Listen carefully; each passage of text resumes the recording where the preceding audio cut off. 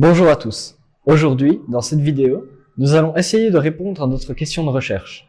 Qui sont les 27 rexistes tués pour avoir participé à la tuerie de Courcelles et quelle est l'influence sur la ville de cette législature rexiste?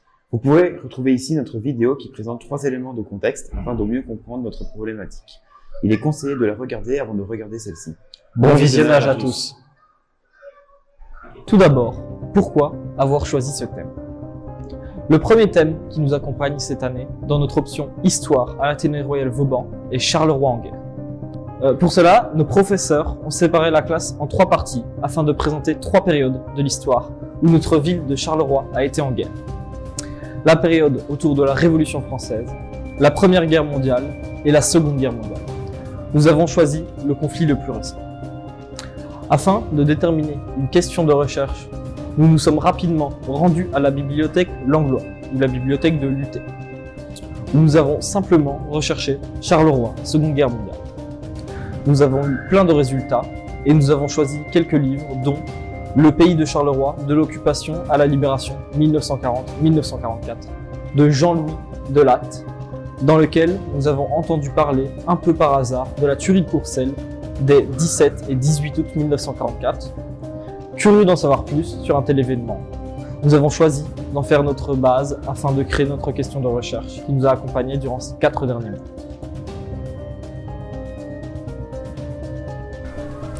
Pour rappel, en 1944, le parti pro-nazi Rex est au pouvoir à Charleroi et les attentats contre cette législature par les résistants sont monnaie courante. Ainsi, le 17 août 1944, Oswald Anglebin, le bourgmestre rexiste de Charleroi à l'époque, est assassiné par les résistants. En représailles, les collaborateurs rexistes vont, la nuit même, enlever et tuer 19 personnes à Courcelles. Ces crimes seront punis après la guerre. L'enquête amènera à l'arrestation de près de 150 personnes, dont 80 seront jugées, 27 exécutées. Parmi eux, Louis Collard et Victor Matisse, considérés comme principaux investigateurs du massacre. Mais alors, quelle est l'influence sur la ville d'une telle législature rexiste? Nous n'avons d'abord pas trouvé beaucoup d'informations à ce sujet. Grâce au travail sur l'histoire du rexisme à Charleroi de l'historienne Flore Plisnier, archiviste depuis 2004 aux Archives générales du Royaume, nous apprenons que le rexisme s'est implanté très tôt à Charleroi. Il y est présent déjà en 1933, alors qu'à l'époque, il ne se présente pas encore comme un parti politique, mais bien comme un mouvement catholique de droite, voulant le renouveau du système politique, critiquant les modèles parlementaires, dénonçant les magouilles financières, etc. Cette présence du rexisme dans un bassin ouvrier socialiste tel que Charleroi l'a surprise. Cette dernière a conduit à des affrontements directs. Les rassemblements tenus par Léon de Grelle, le fondateur de Rex, se terminaient souvent en bagarre, avec intervention de la gendarmerie. Flore Plisnier fait également un parallèle avec la situation actuelle. Selon elle, la grande différence entre la montée éclair de Rex en 1936 à Charleroi et la situation politique d'aujourd'hui, avec l'extrême droite, se situe justement dans cette montée express au pouvoir. Le parti Rex a su très vite s'imposer en politique, mais l'intérêt pour ce dernier est très vite redescendu. Alors qu'aujourd'hui, l'extrême droite ne fait que monter en puissance, petit à petit, et suscite de plus en plus la curiosité des électeurs. De plus, à l'époque, l'ensemble des partis traditionnels s'étaient alliés contre Rex. Aujourd'hui, dans certains pays comme la France ou en Italie, le cordon sanitaire ou vote républicain a tendance à perdre sa valeur à mesure d'une normalisation des partis d'extrême droite.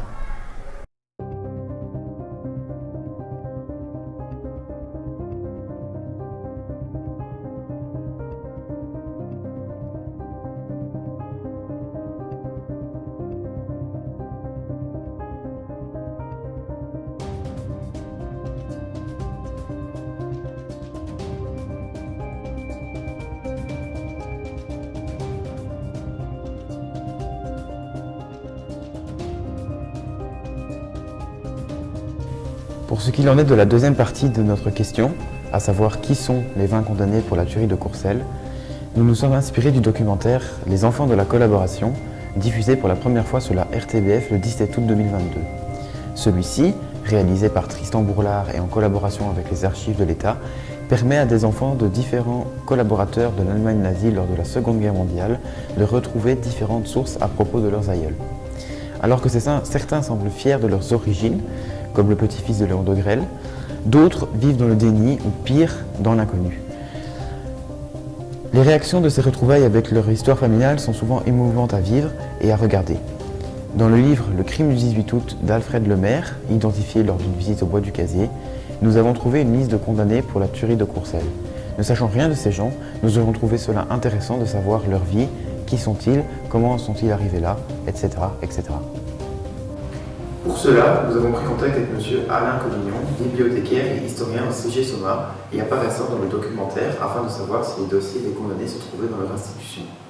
Il s'est avéré que oui, mais que malheureusement, il nous était impossible de les consulter pour une question de législation sur la vie privée.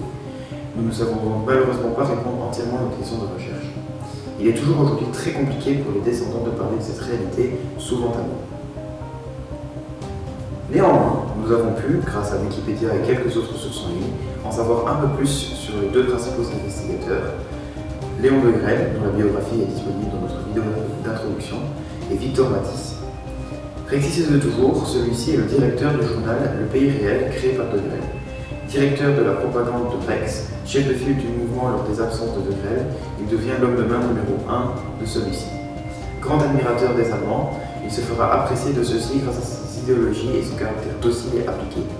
Bien que faible psychologiquement, il fait néanmoins la démonstration de son extrême violence en ordonnant par exemple en 1944 le massacre de 27 personnes à Courcelles, en représailles d'actions menées par la résistance.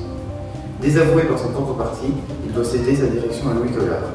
C'est également lui qui sera l'investigateur de l'assassinat du bâtonnier Brafort en 1944. Après la guerre, il est condamné à mort pour collaborationnisme et exécuté le 10 novembre 1947.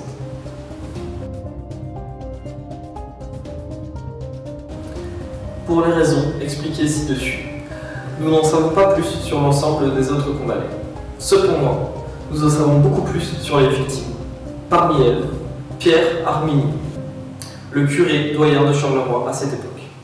Il sera lâchement assassiné à Courcelles par des rexistes et un monument en son honneur est présent dans la basilique Saint-Christophe. De plus, un monument en souvenir des victimes est présent à Courcelles, rue des Martyrs. Merci beaucoup d'avoir regardé cette vidéo. Ces 4 mois de travail ont été passionnants pour nous. Nous ne connaissions rien du rexisme et maintenant nous sommes en mesure de vous proposer cette vidéo explicative. Malgré les déceptions, nous sommes assez fiers de notre travail et espérons que cela vous a plu à vous aussi. A bientôt pour une nouvelle découverte sur la chaîne de l'Option Histoire.